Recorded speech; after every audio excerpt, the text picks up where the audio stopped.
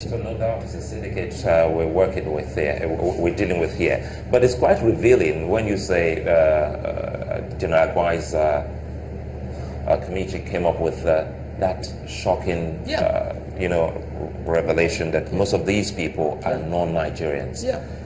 Did you speak with some of the governments, even as Kaduna State government and these other northern states?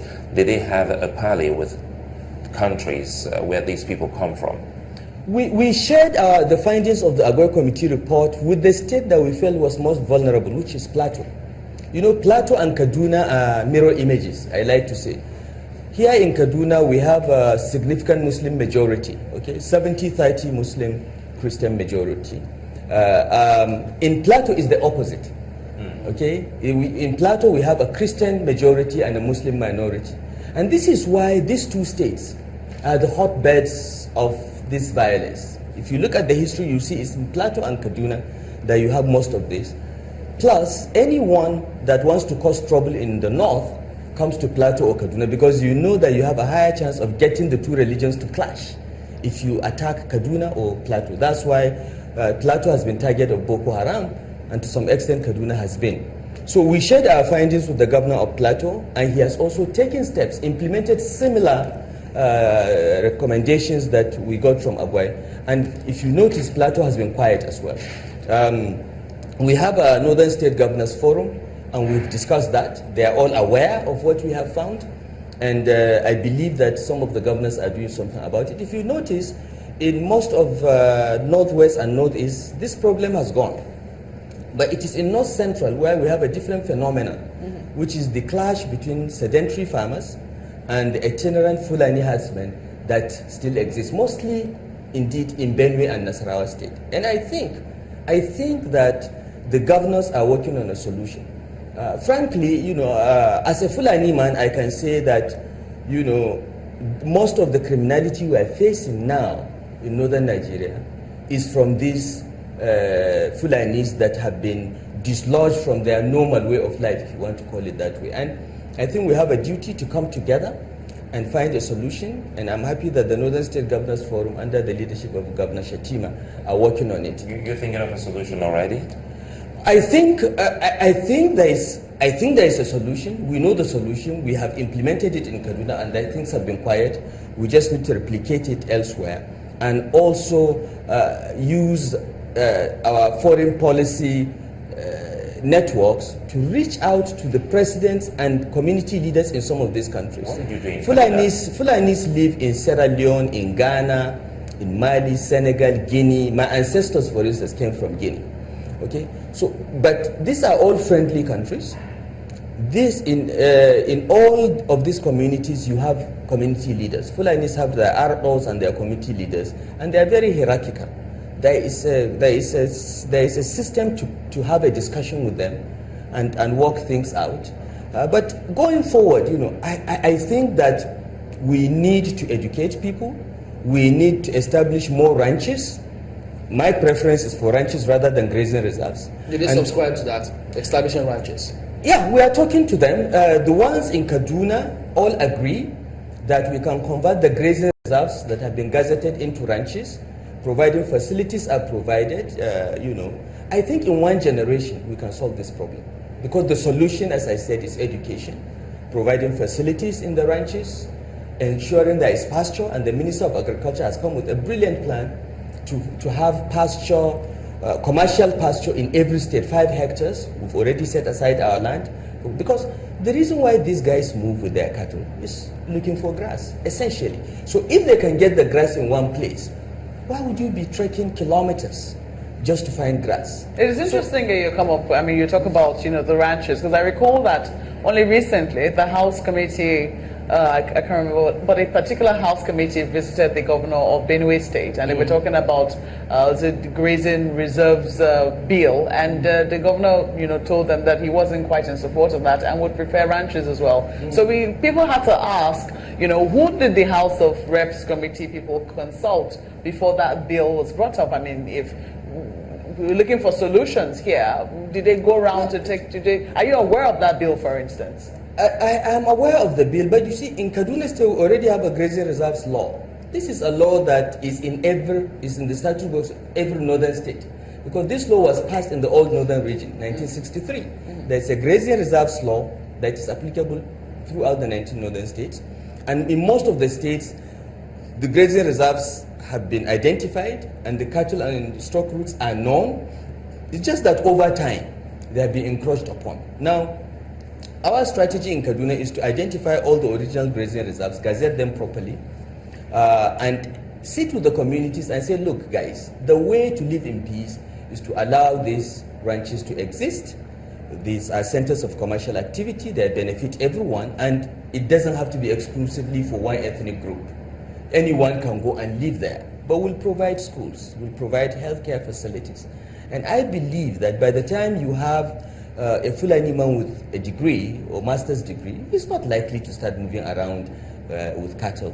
If there are facilities to feed the cattle, grow them, inseminate them, and trade in them. Governor Rufai, another problem here is, or worry is, we all grew up knowing Fulani herdsmen. There's hardly any community in Nigeria that you don't get to see Fulani herdsmen because of their nomadic lifestyle. How do they come about weapons that they now go about with? It's another source of concern. This is a recent phenomenon. I don't know how. I can only surmise as to how it happened. I think that over time, in those days when I was growing up, when Fulani herdsmen encroach on your farm and their cattle destroys your produce, for instance, they used to be honest enough to leave behind a sheep or a cow as compensation. Even if you're not there, they will tie it around a big tree, hoping that you will come and find why they left it behind as damage. There used to be that compact between the sedentary farmers and the herdsmen. This was the system. But over time, as our moral values all, deteriorated, this was not happening. So farmers now took up arms to protect themselves from some of the herdsmen. So there have been clashes. In those days, the Fulani herdsman only has his stick. That was his only weapon. He uses it to direct the cattle as well as, for protection. But I think over time, they began to acquire knives. They moved up to guns. And I think the biggest problem we've had in the last 2-3 years was the collapse of Libya. And the fact that many small arms moved out of Libya into Niger, Chad, and moved into Nigeria. Okay? Most of the kidnappers that we have been successful in arresting, and many of the cattle rustlers that we have been successful in arresting or having killed in battle, we have found that their weapons came from that axis.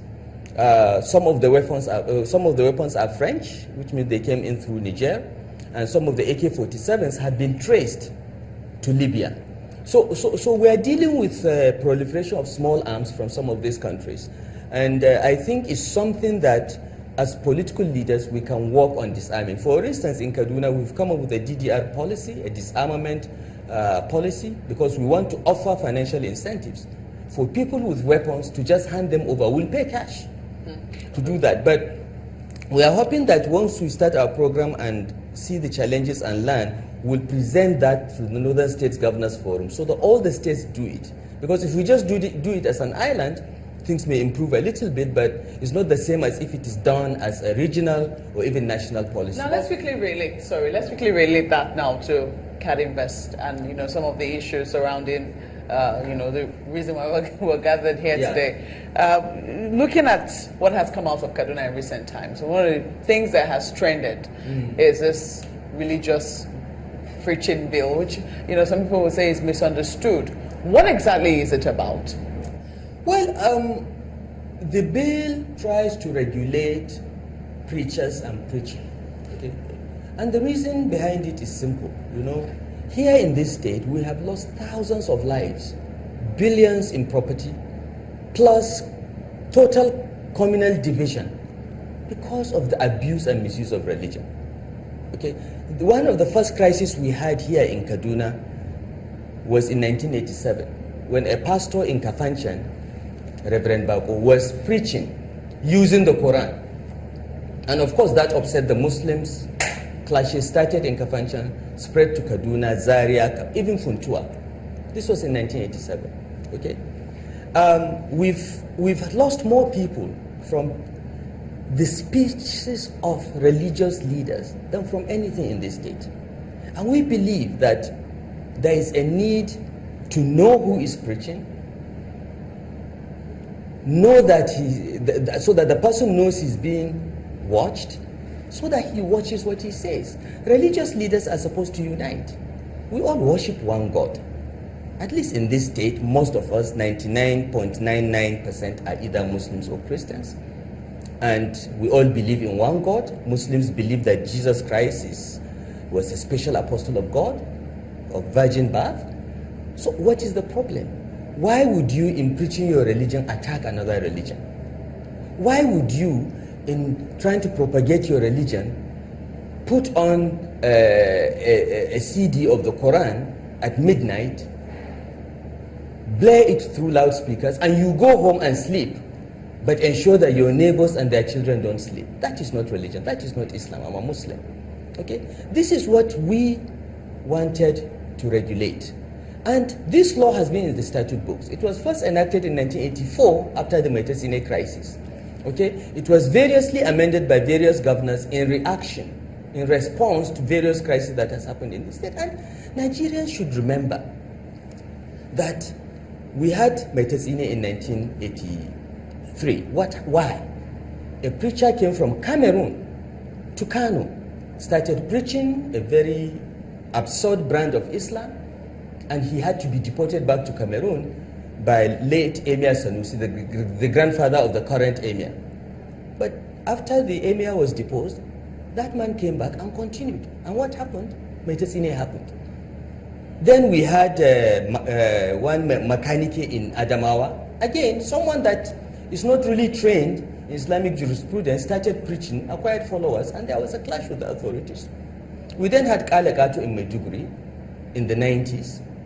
And then we had Boko Haram in the early parts of 2000. Now, this seems to be a phenomenon that happens virtually every 10 years.